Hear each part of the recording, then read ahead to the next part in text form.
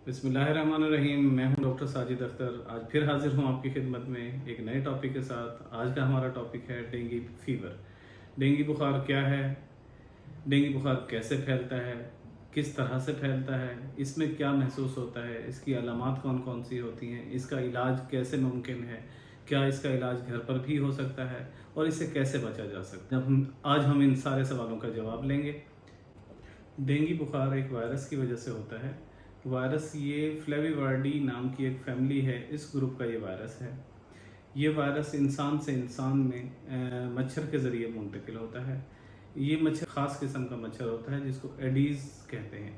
Aedes की aegypti family का मादा मच्छर जो होता है वो ये बीमारी फैलाता है। मच्छर जब एक इन्फेक्टेड या मुतासरा शख्स को काटता है तो उसका ब्लड सक कर लेता है, उसका खून चूस लेता है, और वही खून जब मच्छर के अंदर जाता है तो वो रेप्लिकेट करता है, वो डिवाइड होता है, वो बढ़ोतरी होती है उसकी, और फिर ये जब सेहतमंद इंसान को काटता है तो वही वायरस को मुंतकिल कर देता है उस सेहतमंद इंसान में, और उसके अंदर डेंगू बुखार की अलामत आना शुरू हो जाती है। इस बीमारी में बहुत तेज़ बुखार होता है, सर में बहुत शदीद किस्म का दर्द होता है, आंखों के गिर्द दर्द होता है, मतली होती है, उल्टी आ जाती है, जिस्म में बहुत शदीद किस्म का दर्द महसूस होता है, जिस्म के ऊपर सुर्ख रंग के धब्बे बन जाते हैं, ब्लीडिंग भी हो सकती है। ये अलामात बहुत सारी दूसरी बीमारियों में भी मौजूद होती हैं।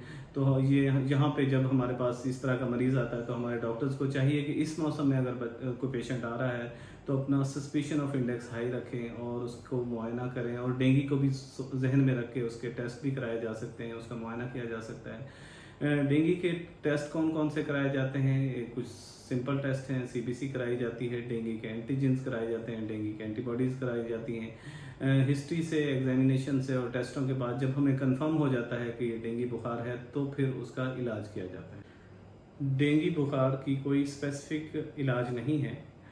इसका इलाज डॉक्टर हिस्ट्री, एग्जामिनेशन और लैब रिपोर्ट के बाद जो उसकी अलामात आ रही होती हैं उसके हिसाब से करते हैं।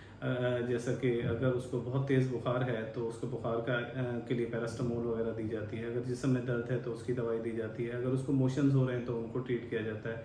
अगर उसको उल्टियाँ आ रही हैं तो उसको ट्रीट किया जाता है। गर्ज ये कि जो उसके सिम्टम्स आ रहे होते हैं उसके हिसाब से उसको ट्रीट किया जाता है और उसको देखा जाता है। 3 फेजेस हैं उसकी बीमारी की। उसमें एक फिब्राइल फेज़ है, एक क्रिटिकल फेज़ है और एक रिकवरी फेज़ है।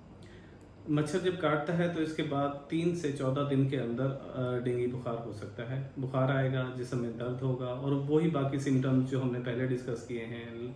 जिस्म पर सुर्ख रंग के धब्बे नमूदार होंगे और आपको निशान देखे जा सकते हैं। भूख कम लग सकती है, उल्टी आ सकती है, दस्त हो सकते हैं, और 3 से 4 दिन के बाद इसकी रिकवरी शुरू हो जाती है, बुखार कम होना शुरू हो जाता है। तो इसमें होता वही है कि सिम्टोमेटिक ट्रीटमेंट दिया जाता है और ज़्यादातर लोग इस फिब्राइल इलनेस के बाद सही हो जाते हैं। फिब्राइल फेज़ जैसे ही ख़त्म होती है, बुखार उतर जाता है तो मरीज़ उसके लवाहिकीन और डॉक्टर्स रिलैक्स हो जाते हैं समटाइम्स के अब मसला हल हो गया है। असल में यही वो वक्त होता है जहाँ पर पेचीदगियों के लिए देखे जाने की ज़रूरत होती है। पेचीदगियाँ डेवलप होती हैं। पेचीदगियाँ क्या हो सकती हैं कि क्रिटिकल फेज़ में एंटर हो सकते हैं, इसी उसमें ब्लीडिंग हो सकती है, मुंह से ब्लीडिंग हो सकती है, नाक से खून आ सकता है, मसूड़ों से खून आ सकता है, जिस्म के अंदर से ब्लीडिंग हो सकती है जो कि ख़तरनाक भी साबित हो जाती है। खून की जो रगें होती हैं उनके अंदर से लीकिंग स्टार्ट हो जाती है, पानी और प्लाज्मा लीक हो जाता है। उससे होता क्या है कि फेफड़ों के झिल्लियों में पानी आ सकता है जिसको प्लूरल एफ्यूजन कहते हैं, पेट के अंदर पानी आ सकता है जिसको एसाइटिस कहते हैं। इससे बहुत ही पेचीदा सूरत हाल हो जाती है और विद इन आवर्स जो है पेशेंट कॉम्प्लिकेट करके खुदा ना खास्ता डेथ की तरफ जा सकता है अगर उसको सही से उस स्टेज पर मैनेज ना किया जाए। जैसे ही ये क्रिटिकल फेज़ में मरीज़ पहुंचते हैं, अगर वो टाइम पर अस्पताल में पहुंचें और वहाँ पर माहिर डॉक्टर मौजूद हो इलाज करने के लिए, तो वो इन कॉम्प्लिकेशंस को सही मैनेज अगर कर लेता है तो बहुत सारी जानों को बचाया जा सकता है। इन कॉम्प्लिकेशंस को ट्रीट करने के बाद कुछ जो लोग जानें बच जाती हैं, तो उसके बाद जो स्टेज आती है वो रिकवरी फेज़ आती है।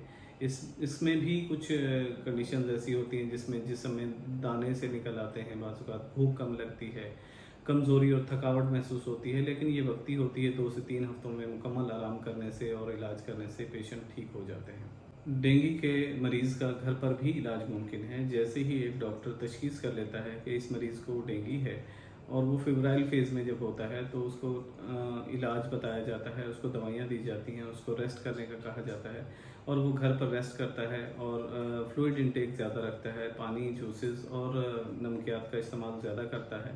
तो बहुत सारे लोग इससे रिकवर कर जाते हैं और इसमें बस एहतियात यही करनी होती है कि डेंजर साइंस पर नज़र रखनी होती है। डेंजर साइंस कौन कौन से हैं, वार्निंग साइंस कौन कौन से हैं, ये हमने डिस्कस किए भी हैं, ये दोबारा भी कर लेते हैं कि ब्लीडिंग हो रही है, अगर बहुत ज़्यादा उल्टी आ रही है, बहुत ज़्यादा तेज़ बुखार हो रहा है, उसके अलावा हाथ पाँव ठंडे पड़ रहे हैं, पेट में बहुत ज़्यादा दर्द हो रहा है, तो फ़ौरन अपने डॉक्टर को दिखाना चाहिए। डेंगू के मरीज़ के साथ खाने से, उसको छूने से, उसके साथ बैठने से ये बीमारी नहीं फैलती। ये बीमारी उसी वक्त फैलती है कि अगर एक मच्छर इन्फेक्टेड इंसान को काटता है और फिर उसके बाद वो सेहतमंद इंसान को काटता है तो फिर फैलती है। उसके अलावा इन्फेक्टेड ब्लड से भी ये फैलती है और माँ से जो बच्चा पैदा होता है, अगर माँ के अंदर डेंगू है तो उससे भी बच्चे को मुंतकिल हो सकती है, लेकिन इसके चांसेस बहुत रेयर होते हैं।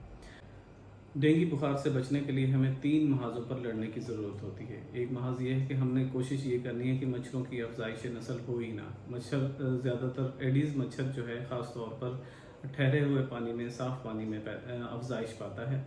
तो जो हमारे घरों में बर्तन हैं, उसके अलावा जो पुराने टायर पड़े होते हैं, जो टैंकियाँ हैं या खड्डे हैं हमारे घरों के पास, उनमें पानी जमा है, तो हमने कोशिश करनी है कि उसको ख़त्म करें और उसको खुश्क करें या फिर जला हुआ तेल उन पे डाल दें या स्प्रे कर दें ताकि वो मच्छर वहाँ अफजाइश ना पा सकें।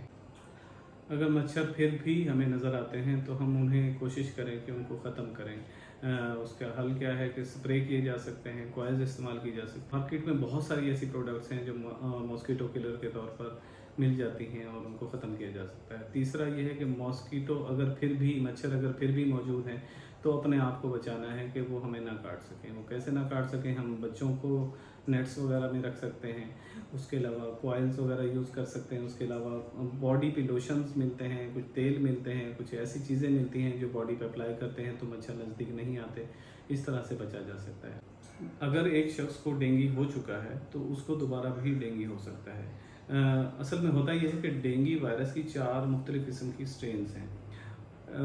जब एक शख्स को डेंगू हो चुका है तो उस स्ट्रेन से अगर उसको कभी ज़िंदगी में डेंगू नहीं होगा, लेकिन दूसरी स्ट्रेन से डेंगू हो सकता है और अगर दूसरी मरतबा दूसरी स्ट्रेन से डेंगू होता है तो वो ख़तरनाक होता है और वो बहुत ज़्यादा पेचीदा हो सकता है।